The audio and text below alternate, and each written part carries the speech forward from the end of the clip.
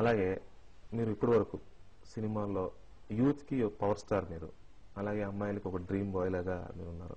ఇప్పుడు మిమ్మల్ని ఎలా ఫీల్ అవ్వాలి యూత్?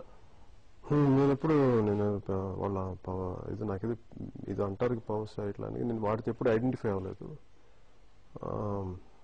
నేను ఎప్పుడు దేంతో ఐడెంటిఫై అవ్వలేదు. నేను జస్ట్ మామూలు అందరిలాగే ఉన్నాను తప్ప నా వరకు నేను నా లోపల బయటికి నన్ను చూసేది వేరు, నాకు నన్ను చూసుకునేది వేరు.